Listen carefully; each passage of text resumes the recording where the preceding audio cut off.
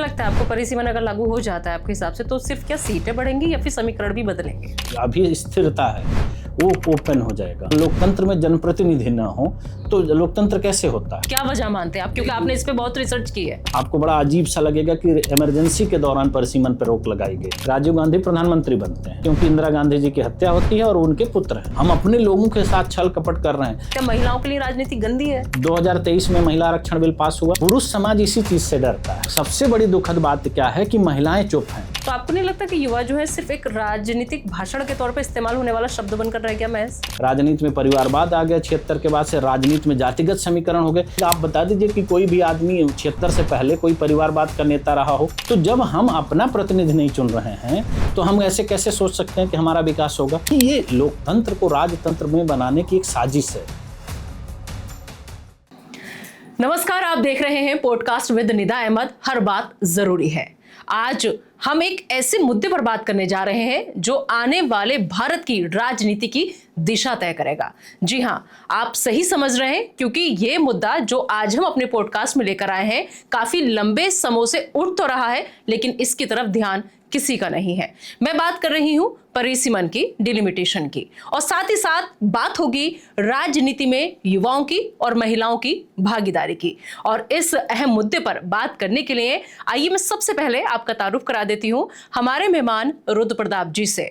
रुद्र प्रताप जी यूं तो किसी पहचान के मोहताज नहीं है, लेकिन फिर भी एक लाइन में अगर मैं उनका इंट्रो देना चाहूँ आपको, तो जानी मानी शख्सियत है हिंदुस्तान की, और साथ ही साथ पॉलिटिकल एक्सपर्ट के तौर पर भी अपनी राय बखूबी आज तक कई मंचों पर रखते आए हैं। लेकिन सबसे बड़ी बात है, आज जो मेरे साथ यहां पर मौजूद हैं वो इस हैसियत से यहां पर बैठे हुए हैं कि आई युवा के फाउंडर हैं, वो अध्यक्ष हैं उसके, और कोशिश यही है कि कैसे भी करके इस अपनी फाउंडेशन के जरिए युवाओं को उनकी असली पहचान, उनकी असली हिस्सेदारी वो दिला सके। तो रुद्र प्रताप जी, आपका बहुत बहुत स्वागत है। जी धन्यवाद।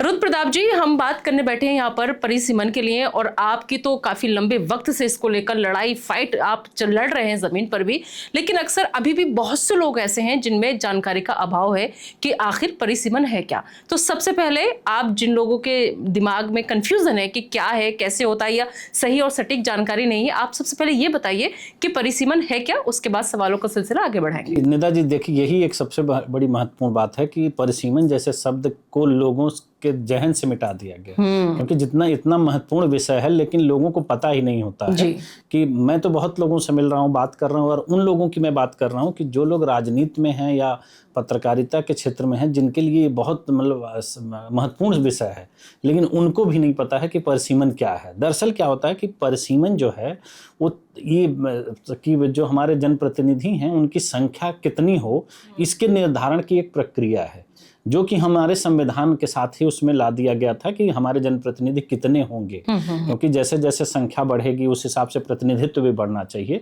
क्योंकि जो लोकतंत्र की आस्था होती है इसी बात पर निर्भर करती है कि जो जनप्रतिनिधि हों उनके बीच समानता हो, कि अनुपात जो हो संख्या के अनुसार उस हिसाब से बनाया गया, और वो बहुत आसानी से चला भी। ऐसा नहीं है कि इसमें कोई ऐसी चीज़ है जो नहीं हो सकती थी। शुरुआत के जो हुए हैं 3 जो परिसीमन हुए थे बड़े आम तौर पर चले, और उन परिसीमन के माध्यम से ही देश में चुनाव हुए और प्रतिनिधियों की संख्या तय हुई।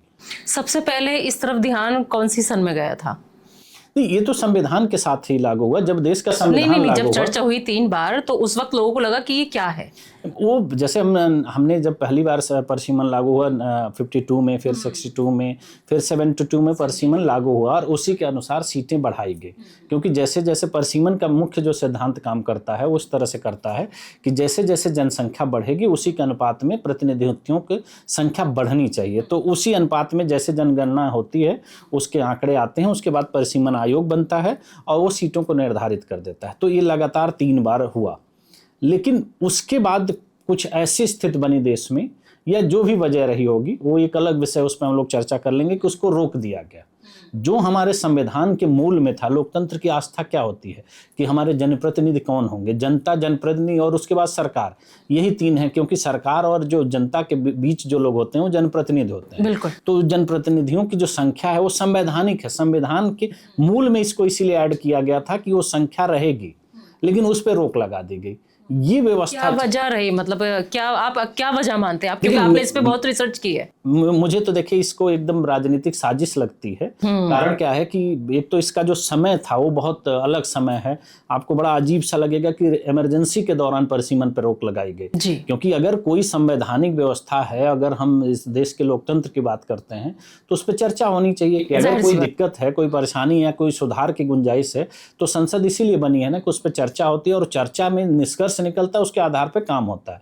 देश में इमरजेंसी लगी थी, उस दौरान इस पर रोक लगा दी गई और रोक लगाने का आधार भी बड़ा हास्यास्पद है कि जनसंख्या नियंत्रण के लिए लगाया गया था कि परिसीमन से जनसंख्या नियंत्रित होगी। लेकिन जनसंख्या तो लगातार बढ़ रही है, जिसकी फाइट आप कर भी रहे हैं कि जनसंख्या के आधार पे ही अब प्रतिनिधियों का चयन जो है वो होना चाहिए, संख्या बढ़ाई जाए। होनी चाहिए। और जब ये संवैधानिक था, मैंने कहा कि अगर 76 में रोक लगाई गई थी तो उसके बाद भी चर्चा हो सकती थी। ये 50 साल हो गया, रोक लगे 50 साल हो गया। जो परिसीमन लास्ट टाइम हुआ था उससे तो आप मान के चलिए 55 साल हो गया, क्योंकि 52 में लास्ट टाइम परिसीमन हुआ था और उसके आधार पर जो संख्या थी वही आज भी देश में है।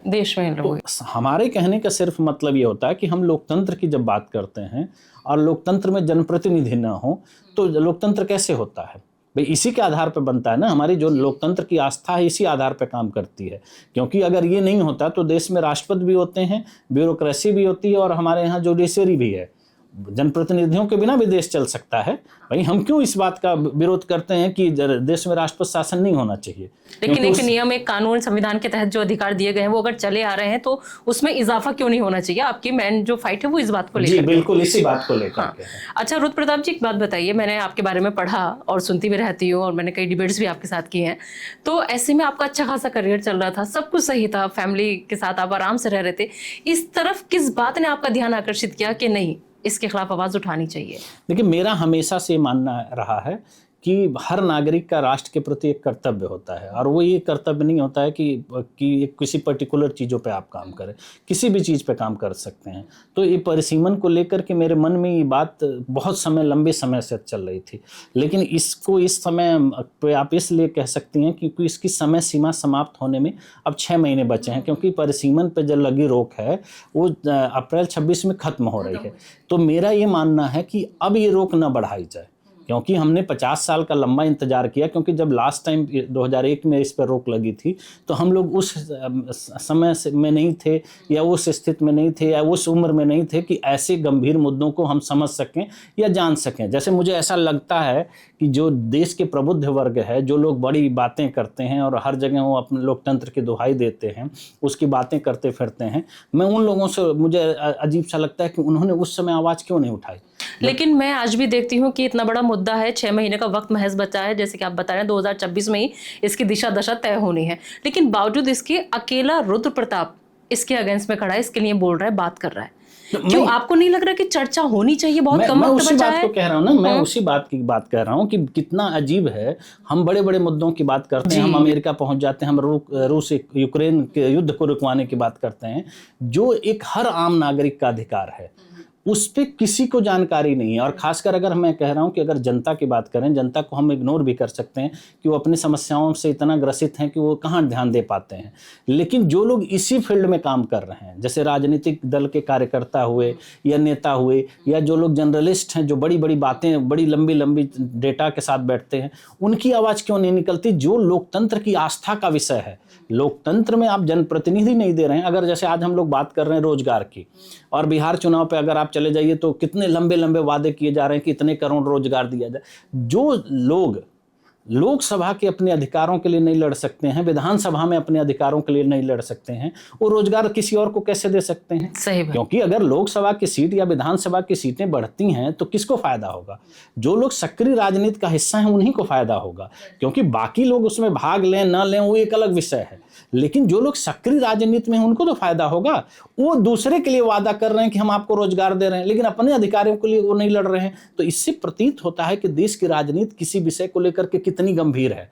अगर हम अपने अधिकार के लिए नहीं लड़ सकते तो हम आपके अधिकार के लिए कैसे लड़ सकते हैं? तो ये सवाल है और इसको सबको समझना होगा, क्योंकि अगर ये चीज नहीं होती है तो देखिए, मैंने जो साजिश की मैं बार बार बात करता हूँ, क्या है इसको रोकने के पीछे यही था कि राजनीति के समीकरण अपने पक्ष में कर लीजिए।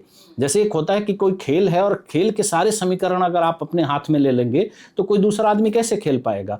तो इसीलिए समीकरणों को बदलने के लिए आप देखेंगे कि राजनीति में भ्रष्टाचार 76 के बाद से आ गया, राजनीति में परिवारवाद आ गया 76 के बाद से, राजनीति में जातिगत समीकरण हो गए, क्योंकि परिसीमन में क्षेत्र और संख्या दोनों बदलती है। तो इसको आप कंट्रोल नहीं कर पाते, और इसको कंट्रोल करने के लिए जब किसी चीज़ों को फ्रीज कर दिया जाएगा, उसको रोक दिया जाएगा, तो जिस समय वो रुकेगी, जिस लोगों का उसके वर्चस्व रहेगा उसी पे वो कब्जा रहेगा।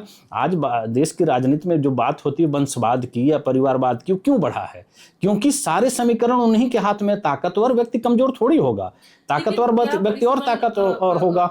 हाँ, लेकिन क्या आपको लगता है कि अगर मान लीजिए आपकी बात से अग्री करते हैं, आगे बढ़ते हैं और जैसा आप चाहते हैं वैसा हो भी जाए, विधानसभा में, लोकसभा में सीटें बढ़ भी जाए, सब कुछ हो जाए, तो क्या परिवारवाद इससे छुटकारा मिल जाएगा? जी बिल्कुल मिल जाएगा। भ्रष्टाचार से छुटकारा मिल जाएगा? क्यों, जो मतलब सत्ता में सालों से बैठे हैं, काबिज है, मैंने आज तक ऐसे ऐसे परिवार देखे हैं 35-35 सालों से, मतलब पहले दादा, फिर पोता, फिर मतलब बाप है तो उसके उसी का बेटा, और क्या कहते हैं। तो ऐसे में आपको लगता है कि अगर एक अलग दिशा तय कर दी जाएगी कि युवाओं की भागीदारी इतनी तय कर दी जाएगी, तो उस वक्त में ये परिवारवाद ये सब खत्म हो जाएगा? क्या गारंटी खत्म हो जाएगा? उसकी वजह मैं बता रहा हूं ना, जब समीकरण पक्ष में आपके हैं तब आप उसको अपने हिसाब से कंट्रोल कर रहे हैं। अगर मैं एक एग्जांपल के तौर पे आपको इसी पे बात कर रहा हूं कि अगर परिसीमन लागू हो जाता है तो 543 की सीटों की जगह लोकसभा की सीटें 1450 हो जाएंगी। तो आबादी के हिसाब से 1450 हो जाएंगी, और उस हिसाब से 900 नए लोग आएंगे। तो 900 जो लोग नए आने वाले हैं वो इन राजनीतिक व्यक्तियों से तो नहीं आने वाले हैं, क्योंकि इन लोगों के तो पास पहले से वर्चस्व है, वहां पर बैठे हुए हैं। अब आपको 900 लोगों से कंपटीशन करना है, तो जनता के पास विकल्प क्या होता है? जो बेहतर होता है वही विकल्प होता है। यहाँ तो विकल्प ही नहीं है। लेकिन जब टिकट बंटवारे की बात आती है, किसी भी पार्टी की आप बात कर लीजिए, चाहे कोई सी भी XYZ कोई सी भी पार्टी हो, तो टिकट बंटवारे में अक्सर वही लोग हावी हो जाते हैं जो पहले से राजनीति में सक्रिय होते हैं। परिवारवाद वहां से जन्म लेता है, क्योंकि जो एक आम आदमी है, जैसे आप और मैं फाइट करना चाहें, हम आम आदमी के तौर पर अगर टिकट किसी पार्टी से लेना चाहें, हमें इजीली नहीं मिलेगा। लेकिन हमारे इलाके से जो मौजूदा विधायक हो, मौजूदा सांसद हो, वो अपने किसी परिवार के लिए अगर चाहे तो उसकी सिफारिश जल्दी मान ली जाएगी। नीरज, इसी यही बात मैं बताना चाह रहा हूँ। ये क्यों हुआ है? क्योंकि परिसीमन लागू नहीं है 50 सालों से। जब परिसीमन नहीं लागू है तो पहले तो देखिए मुकाबला कैसे होगा कि जिस सीट पे जो आदमी मौजूदा समय में होगा तो सबसे पहली दावेदारी तो उसकी होगी, या जो पहले से जिन पार्टियों में होंगी उनकी दावेदारी है। परिसीमन की व्यवस्था क्या कहती है कि जब सीटें बढ़ा दी जाएंगी तो नई सीटों पर तो नए लोग आएंगे ना, तो वहां नए लोगों से नए लोगों का मुकाबला होगा। अभी तो सारे लोग पुराने में ही खेल रहे हैं, नई सीटें तो हो ही नहीं। मैंने क्या कहा कि जो 900 सीटें बढ़ाई जाएंगी, उन 900 सीटों पे हर उस व्यक्ति को मौका मिलेगा जो नया होगा, क्योंकि इनके परिवार से अलग होंगी। और समीकरण जो बदलते हैं, जैसे जो सीटों का अभी जैसे जातिगत समीकरण बना है, ये सब पहले आपको कंट्रोल में है। क्योंकि आज क्या होता है कि जब चुनाव होता है तो सीटों के लिए, या आपने देखा होगा कि ये बताया जाता है किस जाति के कितने वोट हैं, ये समीकरण बना लिए जाते हैं, ठीक है। लेकिन परिसीमन में ये भी नहीं होगा, क्योंकि परिसीमन में हर इलेक्शन में आपका क्षेत्र भी बदलेगा। तो जब आपका क्षेत्र बदल रहा है तो जातिगत समीकरण भी बदल जाएंगे, तो वो आपके कंट्रोल में नहीं होंगे। परिसीमन को लागू करने के पीछे जो हमारे संविधान निर्माताओं की जो सोच थी वो यही थी कि कोई भी चीज आपके कंट्रोल में नहीं होना चाहिए, लेकिन उसको साजिश के तहत दबा दिया जब इसको बदलाव लाया जाएगा। आप बता दीजिए कि कोई भी आदमी 76 से पहले कोई परिवारवाद का नेता रहा हो इस देश में, सारी व्यवस्थाएं उसी के बाद आए। जातिगत पार्टियां कब जन्म ली? 76 के डिलिमिटेशन पर रोक के बाद। मैं कह रहा हूं कि कोई भी व्यक्ति जिसमें आपका फायदा हो रहा है उस पर आप क्यों नहीं बोल रहे हैं? राजनीति मैं कह रहा हूं कि परिवारवाद और बढ़ जाए, भ्रष्टाचार और बढ़ जाए, तो ये अवसर उन्हीं लोगों को मिलेगा ना, राजनीतिक दलों को। तो वो क्यों नहीं चाहते हैं कि उनकी सीटें बढ़ जाए? भाई देश में हर चीज बढ़ा ना। आज अगर हम बिहार इलेक्शन चल रहा है उस पर अगर हम बात करें, 1 करोड़ या 3 करोड़ नए रोजगार की बात कैसे हो रही है? नए की बात हो रही है ना, पुराने की तो बात नहीं हो रही है। तो आप नया वहां बढ़ाने के लिए दूसरे को रोजगार देने की बात कर रहे हैं, जब राजनीतिक परिवार के लोग तो केवल राजनीति में ही रोजगार ढूंढ रहे हैं ना। तो अगर बिहार विधानसभा की सीटें 243 की जगह 500 हो जाती हैं तो सबसे ज्यादा फायदा किसको होगा? राजनीतिक दलों को, राजनीतिक परिवारों को। लेकिन उस पर क्यों नहीं बोल रहे हैं? वो दूसरे को रोजगार देने के लिए इतना प्रयासरत हैं, लेकिन अपने लोगों जिनको रोजगार दे रहे हैं उन पर उनका पूरा कंट्रोल है, वो कंट्रोल खत्म हो जाएगा। मैं यही बात कह रहा हूं कि ये जो परिसीमन पे रोक है वो इनकी साजिश है। इसीलिए तो अगर उस रोक को अगर हटा देंगे, आप दुनिया के किसी भी फील्ड में आप देखिए, क्या परिवारवाद हावी है? चाहे आप किसी बिजनेस में देखिए कि समय के हिसाब से जो लोग ज्यादा मेहनत कर रहे हैं वो आगे आ रहे हैं, बाकी बहुत सारे लोग ऐसे नामी गिरामी लोग हैं जिनका कुछ पता ही नहीं है। आप किसी भी स्पोर्ट्स में देख लीजिए, कहीं पे भी उठा के देख लीजिए, क्योंकि वहाँ कंपटीशन है, वहां आपको मौका मिलता है। जब आपको मौका मिलता है तो जो आदमी काबिल होगा वो अपनी काबिलियत दिखाएगा और उस काबिलियत के आधार पर आगे चला जाएगा। लेकिन पॉलिटिक्स एक ऐसी चीज है जहां पर अगर कोई मान लीजिए 7 बार का विधायक है, कोई 9 बार का विधायक है, 35 सालों से अपने इलाके में हो गए, अपने क्षेत्र में हो गए, तो उसको एक कहीं ना कहीं कमी आप नहीं मानेंगे कि जनता की भी रहती है, क्योंकि उन्हें अंधविश्वास ये दिला दिया जाता है आप कुछ कीजिए या मत कीजिए और हम आपको ही चुनेंगे, जीत आपकी तय है। उसमें तो क्योंकि कंपटीशन नहीं, जिस मुकाबले की बात आपने की, क्योंकि लोग आगे नहीं आ पाते, लोग अपनी दावेदारी नहीं कर पाते। मैं उसी बात की बात कर रहा हूँ ना, क्योंकि उनका जो जनता के लिए दिक्कत क्या है कि जनता के पास अवसर ही नहीं है जब चुनाव करने का। अब एक बात बताइए, अगर मैं कह रहा हूँ बिहार चुनाव, बार बार मैं इसलिए कह रहा हूँ कि चुनाव चल रहा है, तो बिहार चुनाव में मुख्यमंत्री कौन बनने वाला है? ऑप्शन ही 2 हैं, या इधर से नीतीश कुमार बनेंगे, उधर से तेजस्वी यादव बनेंगे। तो सवाल है कि जनता के पास तो विकल्प ही नहीं है, या तो आप होंगे या तो मैं हूं, तो तीसरे व्यक्ति जब है ही नहीं तो कंपटीशन क्या है? तो इसी तरह से जो 7, 8, 10 बार की आप बात कर रहे हैं, ये सब की प्रथा की शुरुआत 76 से हुई। कारण क्या है कि सारे समीकरण फिक्स कर दिए गए, जातियां उतनी ही फिक्स रहेंगी, तो एरिया वही फिक्स रहेगा, तो आप अपने हिसाब से कंट्रोल कर रहे हैं। उसी के आधार पर आप देखिए कि जाति के आधार पर वो टिकट बांटे जाते हैं। आप देखिए कि पार्टियों ने अपने आप को इस तरह से मजबूत कर लिया है कि चुनाव के एक दिन पहले या चुनाव के दिन ही प्रत्याशी घोषित किए जा रहे हैं। रातों रात इलेक्शन में पूरा तो आप प्रत्याशी को वोट तो दे नहीं रहे ना। जी क्योंकि हाँ, पार्टी के सिंबल को दे रहे हैं, पार्टी को वोट दे रहे हैं, तो प्रत्याशी का महत्व अगर खत्म हो गया, अगर मेरा चुनाव जो है मैं पार्टी को चुन रहा हूँ, जनप्रतिनिधि मैं कहाँ चुन रहा हूँ, तो ये लोकतंत्र कैसे हुआ?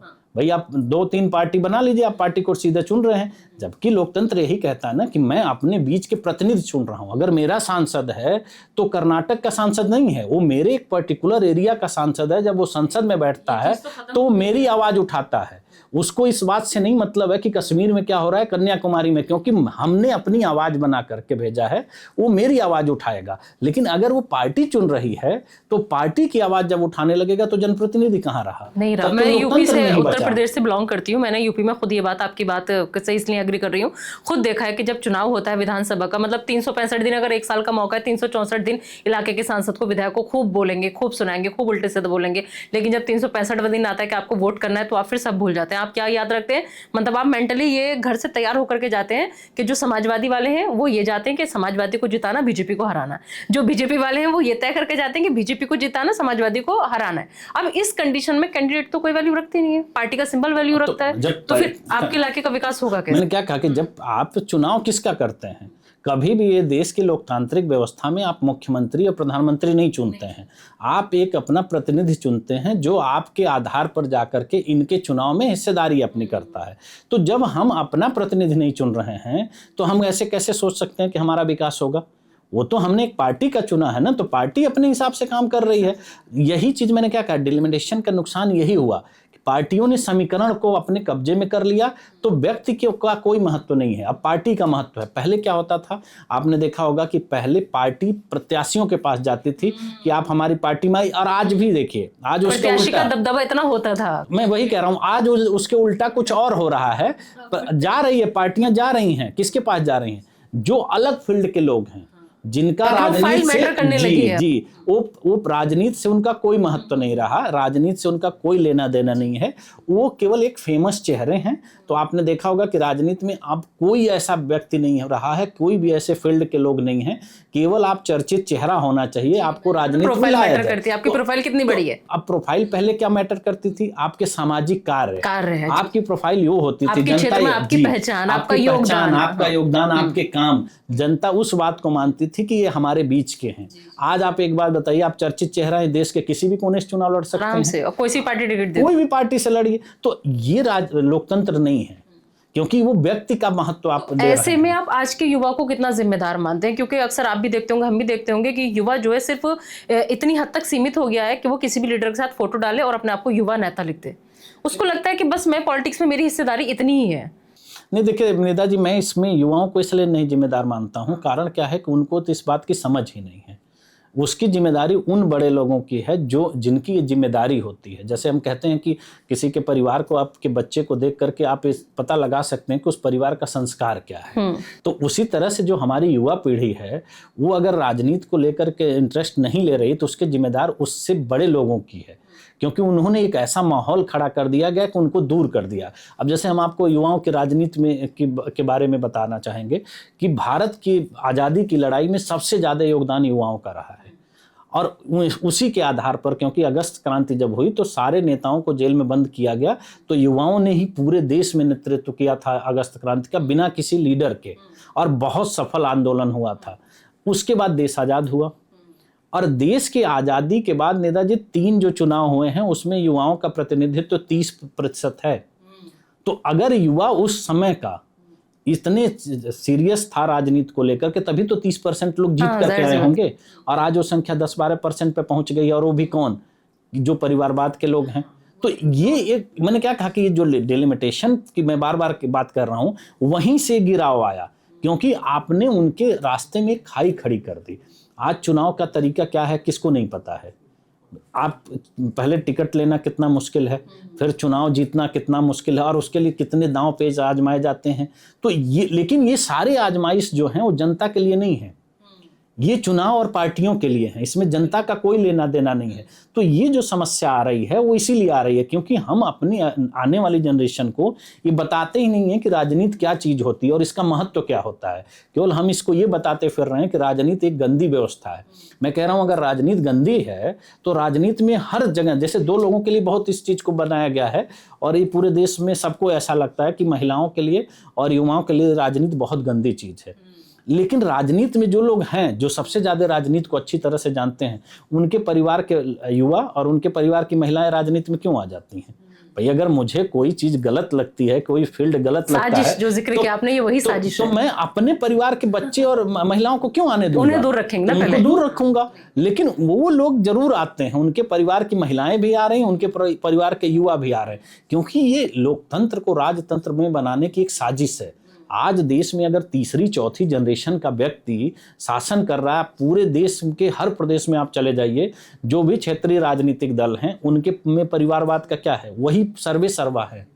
कोई भी पार्टी की मैं बात कर रहा हूँ, कुछ के दिखते हैं कुछ के नहीं दिखते हैं। जब आप 3-4 बात है, कुछ के वो है ना कि कुछ छप जाते हैं कुछ छिप जाते हैं। अब 3-4 जनरेशन अगर कोई परिवार अगर राज कर रहा है तो लोकतंत्र कहाँ बचा?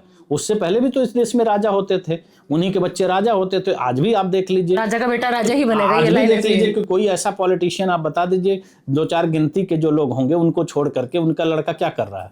वो राजनीति कर रहा है। डायरेक्ट नहीं कर रहा होगा तो इनडायरेक्ट कर रहा होगा। तो ये जो समस्या है, उनकी उपलब्धियां ही ये है कि विधायक का बेटा, सांसद का बेटा, इसके अलावा उनके क्षेत्र में कोई और योगदान नहीं होता है। इसको प्रसारित किया जा रहा है। हमने क्या कहा कि लोकतंत्र में इसको छुपाया नहीं जा रहा है, इसको बड़े बड़े तरीके से इसको प्रचार प्रसार किया जा रहा है, और जनता उसके साथ खड़ी है। तो ये सबसे बड़ी बात है। जो अगर मैंने क्या कहा कि अभी 50 साल पे हम लोग डिलिमिटेशन, हमारे 50 साल हो चुके हैं, यही चीज़ अगर अब बढ़ा दी गई तो ये सीधे 75 साल चला जाएगा। तो चौथी 5वीं जनरेशन के बाद आपको क्या लग रहा है कि कोई और व्यक्ति लोकतंत्र का हिस्सा बन पाएगा? अगर हम 75 साल बाद डिलिमिटेशन की बात करेंगे, अब नहीं उठी तब तो बहुत दूर तक चला जाएगा। तब वो इतना मजबूती से उस चीज को जकड़ लेंगे कि उस पे से आप छूट नहीं पाएंगे। और पूरे विश्व में अगर की राजनीति को आप देखिए तो बहुत सारे देशों ने ऐसा किया है। उनके जो ताकतवर लोग हैं वो तानाशाही के तौर पर के देश के संविधान में बदलाव करके, और वो खुद ही रहेंगे। चुनाव को उन्होंने, तो आप इतने साल अगर किसी को भी काबिज करेंगे तो उसे सत्ता का नशा तो एकदम चढ़ेगा, और वो क्यों छोड़ना चाहेगा? वो नहीं छोड़ेगा। तो क्या लगता है आपको, परिसीमन अगर लागू हो जाता है आपके हिसाब से, तो सिर्फ क्या सीटें बढ़ेंगी या फिर समीकरण भी बदलेंगे? समीकरण बदल जाएंगे सारे। जो मैंने क्या कहा कि जो अभी स्थिरता है वो ओपन हो जाएगा। तो न जातिगत समीकरण किसी के कंट्रोल में रहेगा, न क्षेत्र का समीकरण किसी के कंट्रोल में रहेगा। क्योंकि देखिए मैंने क्या कहा, परिसीमन हर 10 साल पर लागू होता है। इसीलिए लागू होता है क्योंकि वो बदलाव के साथ आ पाइए, क्योंकि 10 साल बाद बहुत सारी चीज़ों में बदलाव आ जाता है, और उसी बदलाव के आधार पर हम लोग चीज़ों को बदलते हैं। आज बताइए कि हम मोबाइल लेते हैं तो समय समय पर उसके सॉफ्टवेयर अपडेट आने लगते हैं, क्योंकि बदलाव ही, क्योंकि समय के साथ बदलाव ही चीज़ों को बेहतर रखता है। तो वो बदलाव अगर राजनीति में नहीं है तो हम बेहतर राजनीति की कैसे उम्मीद कर सकते हैं? अच्छा, उत्तर भारत और दक्षिण भारत को आप फायदे और घाटे के तौर पर कैसे देख रहे हैं इसे? देखिए, ये मैंने क्या कहा, ये सारी चीजें जो बनाए गए हैं ना, वो एक राजनीतिक षड्यंत्र की बात कर रहा हूं मैं। इस विषय पे तो मुझे सबसे ज्यादा आश्चर्य लगता है कि दक्षिण भारत इस बात का विरोध करता है परिसीमन नहीं होना चाहिए, लेकिन कभी आपने किसी उत्तर भारतीय की आवाज सुनी है कि परिसीमन होना चाहिए? क्योंकि परिसीमन का उत्तर को फायदा होगा, दक्षिण की मांग को मैं गलत नहीं मानता हूं, उनका नुकसान होना है क्योंकि उन्होंने जनसंख्या नियंत्रित किया है, लेकिन वो आवाज उठाते हैं, उत्तर वाले क्यों नहीं आवाज उठाते हैं कि हमारी बातें मानी जाए? अगर वो कह रहे हैं कि नहीं होना चाहिए तो आपको उठाना चाहिए, होना चाहिए। मुझे मिलना अगर मान लीजिए आज भी बहुत सारे ऐसे मुद्दे हैं जिस पे चीजें नहीं होती हैं, तो जिन पक्षों को फायदा होना है वो जोर शोर से आवाज उठा रहे हैं। आपकी जनसंख्या भी ज्यादा है, आपको फायदा भी ज्यादा मिलने वाला है, लेकिन आप चुप हैं, तो इसका क्या मतलब होता है? क्योंकि जो राजनीतिक दल हैं जिनका उस पर कंट्रोल है, वो उसको खत्म करने के लिए आपको बोलने का अवसर ही नहीं देते हैं। नहीं तो उत्तर तो बोलता कि भाई होना चाहिए। दूसरी चीज क्या है कि जो इसका भी तर्क है वो इसलिए सही नहीं साबित होता है कि परिसीमन विधानसभा में भी होता है, तो विधानसभा में परिसीमन क्यों नहीं लागू किया जाता है? अगर हम कह रहे हैं कि वो लोकसभा में उत्तर दक्षिण को तो दिक्कत हो सकती है, तो परिसीमन विधानसभा में क्यों आप लागू नहीं कर देते? अगर बिहार में आप या मान लीजिए आने वाले समय में बंगाल में चुनाव होने हैं, वहाँ की विधानसभा में परिसीमन आप लागू कर लीजिए, उनकी सीटें बढ़ जाएंगी, वहाँ तो नहीं दिक्कत हो रही है दक्षिण की। तो अगर मंशा आपकी सही होती, अगर आप स्वच्छ छवि से बात कर रहे होते, तो ये दिक्कत ही नहीं होगी, क्योंकि आप टेबल पर बैठेंगे ना। अगर मैं कह रहा हूं आपको दिक्कत है, मुझे दिक्कत है, हम लोग जब बैठेंगे तो इस पे चर्चा होगी। परिसीमन पे कभी चर्चा हुई? परिसीमन पे जब रोक लगाई गई है, इस पे मैंने क्या कहा, इस पे लोकसभा में चर्चा भी नहीं हुई है, ये बिल पास हो गया। यही एक ऐसा बिल है जिसके बारे में किसी को ज्ञात ही नहीं है कि कब हुआ और कैसे हो गया। और अभी जो मेरी आशंका है, जिससे मैं अभी इस पे जो काम कर रहा हूँ, कि ये अप्रैल में भी यही होने वाला है कि अगर इसको बढ़ा दिया गया तो किसी को पता नहीं होगा कानो खान, और ये सीधे चला जाएगा 2051, क्योंकि लोगों को जानकारी है ही नहीं कि कुछ ऐसा हुआ। क्या कहा कि ये एक ऐसी व्यवस्था है कि जिसमें आपको फायदा होने वाला है और आप चुप बैठे हैं। तो इसका ये मतलब है ना कि जो आपको फायदा मुझे लग रहा है कि आपको होने वाला है, उससे ज्यादा आपको फायदा मिल रहा है, तभी तो आप चुप्पी साधे बैठे हैं। तो जो आम आदमी को फायदा मिलने वाला है वो उनको मिल रहा है जो लोग अभी सत्ता में बैठे हुए हैं, इसलिए डिलिमिटेशन पर रोका गया। बस यही हो रहा है, वाला हिसाब हो रहा है। अच्छा, युवाओं की अक्सर बात हर मंच से कही भी जाती है, सुना भी जाता है, युवाओं को साथ लेकर चलने की बात हर कोई करता है, लेकिन जिस हिसाब से अब आप और हम देख रहे हैं, तो आपको नहीं लगता कि युवा जो है सिर्फ एक राजनीतिक भाषण के तौर पर इस्तेमाल होने वाला शब्द बनकर रह गया महज? देखिए, ये शब्द के साथ और आप धरातल पे भी देखेंगे यही बात होती है। जब रोजगार की बात होती है तो युवा की बात होती है। हम 75 साल की अगर बात करें देश की आज़ादी के बाद से, तो हमने क्या बदलाव किया? कोई बदलाव नहीं किया। पूरे विश्व को अगर आप उठा के देखें, आज हम ग्लोबलाइजेशन के दौर में हैं, तो हम पूरे विश्व की बात करते हैं। मैं कह रहा हूं कि कितना दुर्भाग्य है, इस देश में 40 साल की उम्र में राजीव गांधी प्रधानमंत्री बनते हैं। सिर्फ इस वजह से बनते हैं क्योंकि इंदिरा गांधी जी की हत्या होती है और उनके पुत्र हैं। उसके बाद आपको लगता है कि भारत की राजनीति में किसी आदमी के अंदर इतनी योग्यता है कि वो इस कम उम्र में प्रधानमंत्री बन सके? इसी देश का युवा, आज से 2-3 साल पहले की बात है, कोई बहुत दूर की जाने की बात नहीं है, ऋषि सुनक यूके में जाकर के प्रधानमंत्री बन सकते हैं 43 साल की उम्र में। भाई आज हम जो हम भी यहाँ बैठ के करेंगे। मैंने क्या कहा, हम लोग ये कह रहे हैं कि भारतीय मूल के हैं।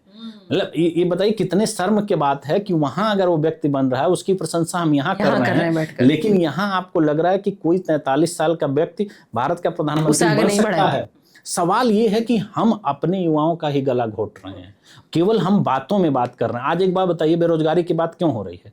आज हमने पूरे विश्व में कोई ऐसी संस्था यहाँ बनाई कि जिसमें बाहर के लोग हमारे यहाँ आ जाएं? हमारे देश के जो बच्चे हैं वो विदेश में पढ़ने क्यों जा रहे हैं? क्योंकि उनको इस तरह का अवसर यहाँ नहीं मिल रहा है। और विदेश छोड़ दीजिए, आप राज्यों में भी ये फैसिलिटी नहीं है। कोई बिहार छोड़ के दिल्ली आ रहा है, कोई पलायन की समस्या क्यों खत्म नहीं है? इस तरह से जो हम पलायन की बात कर रहे हैं, हम पलायन की बात इसलिए अभी कर रहे हैं कि बिहार में चुनाव है तो पलायन की बात याद आ रहा है। तो जैसे एक स्टेट जो होता है, वो अगर साउथ का बच्चा क्यों नहीं इधर आता है? क्योंकि उन्होंने अपने आप को उस तरह से बनाया है। तो जिन प्रदेशों की सरकारें इस तरह की बनी, उन्होंने अपने आप को इस तरह से नहीं डेवलप किया, तो वहाँ का छात्र बाहर जाता है और वो लौट के नहीं आता है। सेम वही भारत का युवा कर रहा है। पूरे विश्व में हम, आपने देखा होगा कि बार बार ये बात चर्चा का होती है कि इतनी कंपनियों के सीईओ भारतीय लोग हैं। तो ये अच्छाई है या बुराई है? शर्म की बात नहीं है कि हम अपने लोगों का इस्तेमाल अपने चीज़ों में नहीं कर पा रहे हैं, विदेशी लोग हमारे लोगों का इस्तेमाल। भाई यूएस में बात होती है कि सबसे ज़्यादा डॉक्टर इंडियन हैं, नासा में सबसे ज़्यादा लोग इंडियन हैं, तो ये हम क्यों नहीं अपने यहाँ उनका इस्तेमाल कर पा रहे हैं? क्योंकि हमने उनके लिए वो मंच नहीं तैयार किया, हम उनको उस माहौल नहीं दे पा रहे हैं कि जहाँ वो काम कर पाएँ।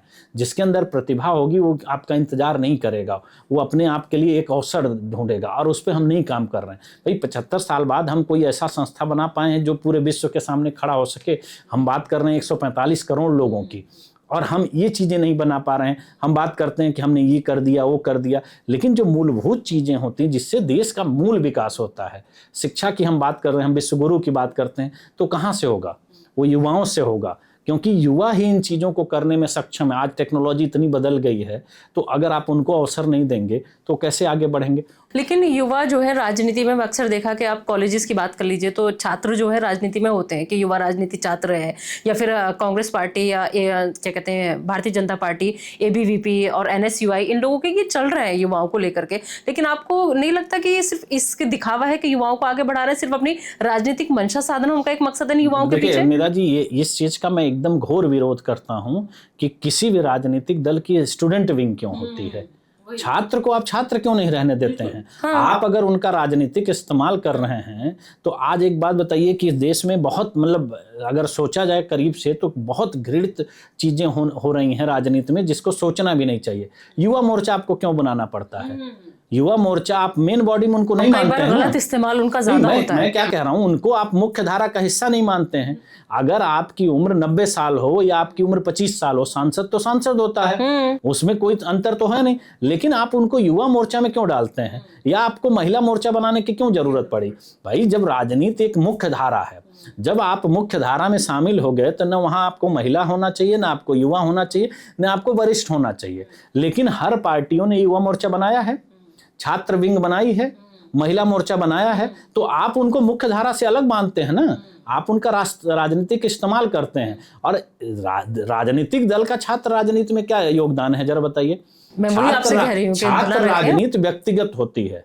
अगर आप अपने कॉलेज में या अपने यूनिवर्सिटी में राजनीति करते हैं तो वो आपका व्यक्तिगत मामला है, वहां किसी राजनीतिक दल से कोई लेना देना नहीं है। लेकिन जैसे ही राजनीतिक दल उसमें शामिल होता है, आपके मुख्य मुद्दे वहां से गायब हो जाते हैं, तब आपकी पार्टी की विचारधारा उस पर आ जाएगी। और मैंने क्या कहा, ये सब लागू तभी हुआ। आप इतिहास उठा कर देख लीजिएगा छात्र विंग कब बनाई गई हैं, क्योंकि आप मुख्य धारा से उनको अलग करना चाहते हैं, आवाज ना उठाए वो, और आपके साथ उनको मैंने क्या कहा कि युवा मोर्चा महिला मोर्चा बनाने की जरूरत क्या है? जब वो मुख्य धारा का हिस्सा है तो आप उसको एक साथ मनाइए ना। जब पार्टी की एक लाइन होती है ना, जो मेन बॉडी है वही रहने दीजिए। आपको महिला, आपने कभी पुरुष मोर्चा बनाया है?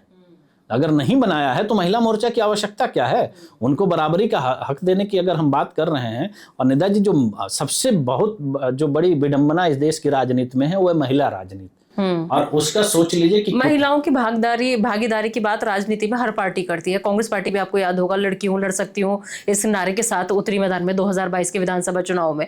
लेकिन बावजूद इसके आज भी महिलाओं की भागीदारी उस हिसाब से उनको नहीं मिलती है। इसके पीछे आप क्या वजह मानते हैं? क्या मतलब महिला को आज भी कमजोर समझा जा रहा है, या फिर राजनीति, जो एक बात आपने कही कि गंदी राजनीति में आना गंदी बात लगता है, क्या महिलाओं के लिए राजनीति गंदी है? नहीं, देखिए ये तो पुरुषों का डर है। मैंने क्या कहा कि पुरुष प्रधान समाज जो है वो महिलाओं से डरता है। क्योंकि कहीं ना कहीं देखिए इस बात को मानने में कोई गुरेज नहीं होना चाहिए। जैसे कहा जाता है कि अगर एक सफल महिला है तो पुरुष से 3-4 गुना बेहतर है, तब सफल है। क्योंकि एक महिला को और भी बहुत सारे काम करने होते हैं जो पुरुष को नहीं करने पड़ते हैं। लेकिन उसी में इतनी ताकत है कि घर संभाल सकती है, वो देश की दिशा दशा भी तय कर सकती है। उनकी सफलता इसलिए ज्यादा महत्वपूर्ण बन जाती है और बेहतर बनती है क्योंकि वो बाकी काम करते हुए भी अपने सामाजिक दायित्व को अगर निभाते हैं तो बहुत बेहतर होता है। पुरुष समाज इसी चीज से डरता है और इसीलिए वो साजिश इस बात को करता है। अब साजिश की आप बात कर रही हैं, 2023 में महिला आरक्षण बिल पास हुआ। एक तो 75 साल की आज़ादी के बाद हमने एक बहुत बड़ा काम किया कि महिला आरक्षण बिल पास कर दिया, और उसके साथ कंडीशन लगा दी कि डिलिमिटेशन के बाद लागू होगा, और डिलिमिटेशन हम लागू नहीं करना चाहते हैं। तो फिर क्या हुआ? सवाल तो ये उठता है कि 2023 में इस बात पे किसी ने आवाज क्यों नहीं उठाई कि महिला आरक्षण बिल पास हुआ तो पास हो जाने दीजिए, इसमें उसमें शर्त लगाने की क्या जरूरत है? भाई हम कोई चीज आपको अगर देना चाह रहे हैं, दिल से देना चाह रहे हैं, तो उसमें शर्त क्या होती है? हम दे दें या तो नहीं देते हैं। लेकिन पूरे देश की राजनीति चुप है। और सबसे बड़ी दुखद बात क्या है कि महिलाएं चुप हैं। किसी भी राजनीतिक दल की कोई भी महिला आप देखिए, जो महिलाओं की राजनीति करने की बात कर रहे हैं, हर पार्टी अपने तरफ से कोई इस पे आवाज उठा रहा है। अपनी पार्टी का एजेंडा सेट होता है ना। मैंने क्या कहा कि आप पार्टी के लिए काम कर रहे हैं, आप जनता के लिए नहीं काम कर रहे हैं, आप जनप्रतिनिधि नहीं हैं, आप पार्टी के कार्यकर्ता हैं। भाई लोकतंत्र में कार्यकर्ता बनाने की जरूरत क्या है? जब आप चुनाव में जाते हैं तो लोकतंत्र में आप चुने हुए प्रतिनिधि के लिए हर व्यक्ति उस विधानसभा लोकसभा का नागरिक है और वो आपके देश का सदस्य है। पार्टी कार्यकर्ता से तो लेना देना ही नहीं है। आप सामूहिक कलेक्शन क्यों बना रहे हैं कि ये मेरे पार्टी का कार्यकर्ता ये नहीं है? तो ये जो विचारधारा और ये जो बंटवारा है, यही लोकतंत्र के लिए घातक है। और उसमें सबसे बड़ी बात है कि वो लोग समर्थन दे रहे हैं जो लोग इसमें हैं। मैंने क्या कहा कि महिला राजनीति की अगर बात करी जाए, बीच में महिला राजनीति हुई थी, बीच में देश की अगर आप राजनीति को देखेंगे तो देश ने बहुत सशक्त महिलाओं को दिया है। इंदिरा गांधी के प्रधानमंत्री होने के बाद आपने देखा होगा बहुत सारी ऐसी महिलाएं थीं जिन्होंने अपने दम पर देश की राजनीति को चलाया और बहुत सशक्त तरीके से चलाया। आज देश की महिलाओं की स्थिति आप बताइए क्या है? कहीं नहीं दिखाई दे रही हैं। ममता बनर्जी के बाद देश की राजनीति में कोई भी महिला नेता ऐसा नहीं है कि जिसके अंदर अपना गट्स हो कि वो राजनीति को अपनी दिशा दे सके। आज 2 केवल चीफ मिनिस्टर हैं, आप केवल दिल्ली के अभी चीफ मिनिस्टर बनाए गए हैं, और इस देश में कितने प्रदेश हैं। तो अगर आप चिंतित हैं, वाकई चिंतित हैं, तो आपको क्या करना चाहिए था कि राजनीति में भागीदारी देनी चाहिए थी ना। तो मेरा कहने का ही मतलब है कि जब हम अपने लोगों के साथ ही अन्याय कर रहे हैं, हम अपने लोगों के साथ छल कपट कर रहे हैं। बताइए, कमला हैरिस को उम्मीदवार बनाया गया, इस देश ने कितना डंका पीटा था, जश्न मना, पूरा सब जश्न मना। मैंने भी देखी वो तस्वीरें। अब बताइए कि कमला हैरिस अगर यूएस जैसे देश में जा करके वहां राष्ट्रपति की प्रत्याशी बन सकती हैं, अगर चुनाव जीत जाती तो बन सकती थी। लेकिन क्या आपको लगता है कि भारत की राजनीति में आने वाले समय में कोई महिला प्रधानमंत्री आपको दिख रही है? नहीं दिख रही है। क्यों नहीं दिख रही है? क्योंकि आप उस कंपटीशन, उस रेस का हिस्सा ही नहीं है, क्योंकि आप अपने अधिकारों के लिए बोल ही नहीं रहे हैं। भाई आप अगर जब अपने लिए आवाज नहीं उठा रहे हैं, तो मैं तो आपके अधिकार को मार के पहले से बैठा हूं, तो मैं कैसे आपको देने वाला हूं? मैंने क्या कहा कि महिला मोर्चा क्यों क्या बनाया करना चाहिए? आप क्या कहना चाहेंगे? क्योंकि आपको बहुत लोग, अभी मेरी बहुत सी बहनें भी आपको देख रही होंगी, क्या लगता है आपको अपने हक के लिए कैसे लड़े वो? किससे? क्योंकि सबसे बड़ी लड़ाई उनकी तो अपने घर में भी हो जाती है कि महिला है तो आप बाहर नहीं निकल सकते हैं, बाहर निकल भी जाए तो महिला है तो आप आज़ादी से अपनी मर्जी से कुछ नहीं कर सकते हैं। तो ऐसे में वो महिलाएं क्या करें जो करना चाहती हैं, आगे आना चाहती हैं, लेकिन बंदिशों की जंजीरों में घिरी हुई हैं? लेकिन निदा जी, सबसे पहले क्या होता है ना कि जैसे कहा गया ना कि अगर आपको अपनी जंजीरें तोड़नी है तो आपका पैर भी काटना हो तो आप काट दीजिए, लेकिन वो जंजीर को टूटना चाहिए। क्योंकि अगर आप अपने लिए नहीं बोल सकती हैं तो आप ये समझिए आप अपने नागरिक होने का अधिकार खो रही हैं। क्योंकि देखिए, हमेशा एक सभ्य समाज में होता है कि आप अपने लिए नहीं, समाज के लिए भी कुछ करिए। तो अगर आप अपने लिए नहीं कर सकती हैं, हमारा देश क्यों विकसित नहीं हुआ? उसके पीछे का अगर आप कारण देखेंगे तो हमेशा से हमारे देश में, अगर हम पुरातन संस्कृति में चले जाएं तो हमारे यहाँ महिलाओं का कितना सम्मान होता था। आज भी हमारे यहाँ देवियों की तरफ पूजा होती है, लेकिन उसके बाद का दौर कैसा आया कि जहाँ महिलाओं का ही शोषण किया गया, क्योंकि हम जानबूझ करके उस आधी आबादी को अपने से दूर कर रहे हैं, क्योंकि उनका हम प्रतिनिधित्व नहीं देते हैं। आज जैसे कहा जाता है ना, अभी भी जैसे बहुत सारे ऐसे परिवार हैं जिसकी महिलाएं सशक्त हैं, उनका विकास आप देखिए कितनी अच्छी तरीके से है। राजनीति में क्या महिला शोषण होता है? बहुत बड़े तौर पे होता है। मैंने उसका उदाहरण दिया ना कि आपकी आंखों के सामने महिला आरक्षण बिल पास किया गया और उसके साथ शर्त लगा दी गई डिलिमिटेशन की, और फिर भी महिला चुप है। महिला आरक्षण सिर्फ लॉलीपॉप है। मैंने क्या कहा, वो लॉलीपॉप आपको दिया गया और आपने ले लिया ना। सवाल ये है कि जब आप बोलना बंद कर देते हैं तो आपके अधिकारों की बात नहीं होती है। आपको आवाज़ उठानी पड़ेगी अपने लिए, और आपके लिए आवाज़ आप नहीं अगर उठाएंगे तो आपके लिए कौन आवाज़ उठा सकता है? हमेशा ये कहा जाता है ना कि अगर दर्द होता है तो आदमी चीखता है। तो अगर आपको दर्द हो रहा है, आपका शोषण हो रहा है किसी भी तरह से, और आप नहीं बोल रही हैं, तो कोई दूसरा आदमी कैसे आपके लिए बोल सकता है? और ये स्थिति मैंने क्या कहा कि अपने देश के लिए सबसे भयावह है कि राजनीतिक परिवार की तो महिलाएं राजनीति में आ जाती हैं, लेकिन आम लोगों के लिए एक ऐसा माहौल बनाया जाता है कि वो वहाँ आने से पहले 20 बार सोचें ऐसा क्यों कहा जाता है कि देखिए राजनीतिक परिवारों की जो महिलाएं आगे आती हैं, सब कुछ उन्हें मिल जाता है आसानी से, लेकिन एक आम महिला अगर पॉलिटिक्स करना चाहे, राजनीति में आना चाहे, अपने इलाके से, अपने क्षेत्र से लड़ना चाहे, और बेशक वो चाहे जीते या ना जीते, लेकिन जीतेगी नहीं, हार जाएगी, इस डर से वो लड़े भी ना, तो ये बात गलत है।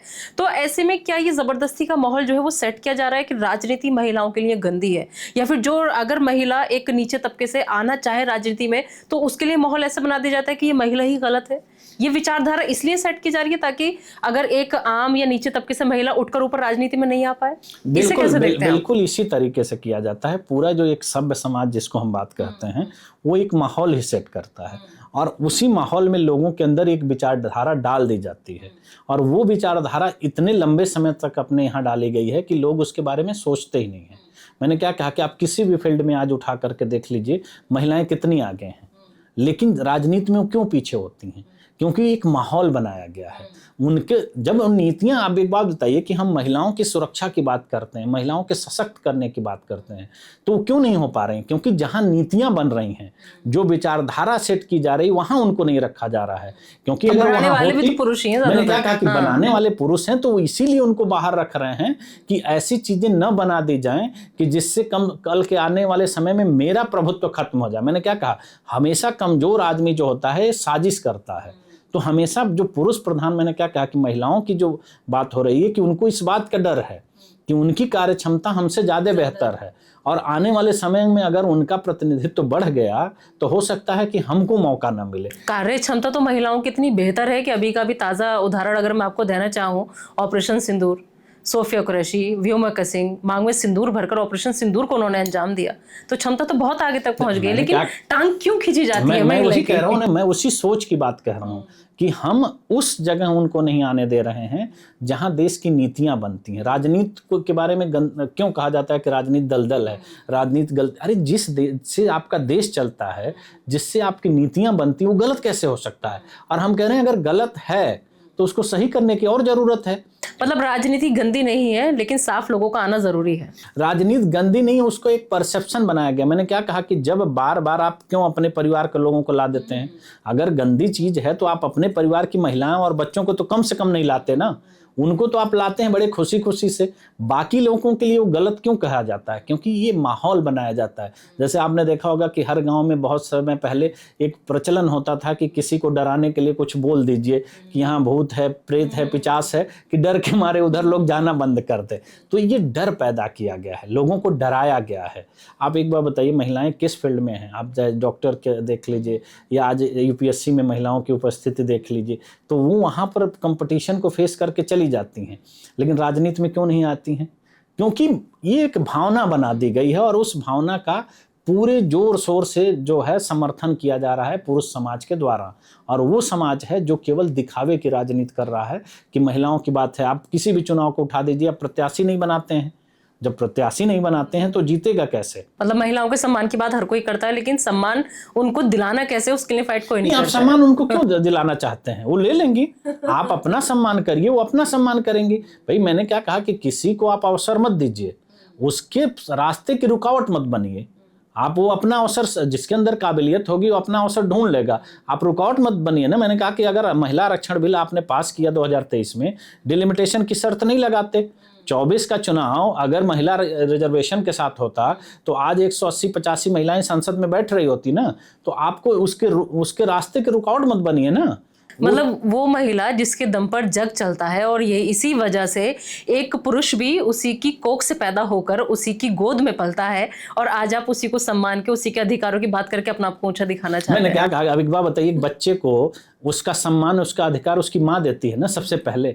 तो उस माँ को आपको सम्मान और अधिकार देने की क्या जरूरत है? भाई उसके रास्ते की आप रुकावट बस मत बनिए।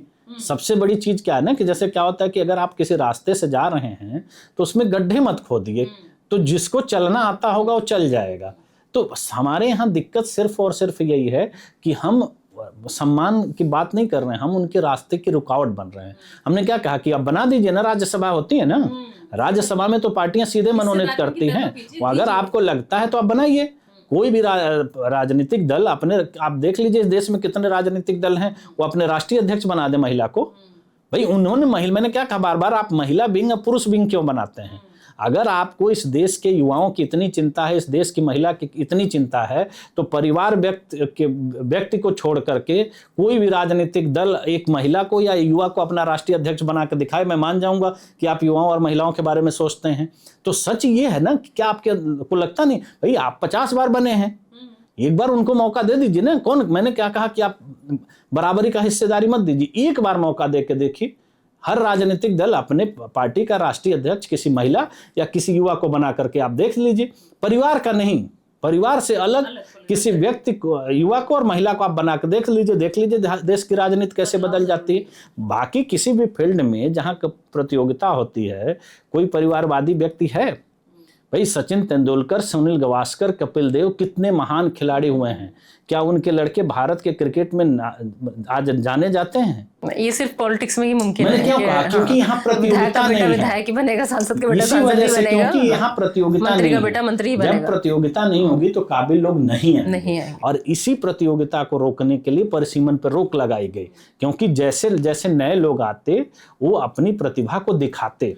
अगर आज आपको मौका मिलेगा तो आप अच्छी हैं या गलत हैं वो आप बाद में साबित करेंगे, लेकिन अगर आपको मौका ही नहीं दिया जाएगा तो कैसे पता चलेगा कि आप अच्छे हैं बुरे हैं?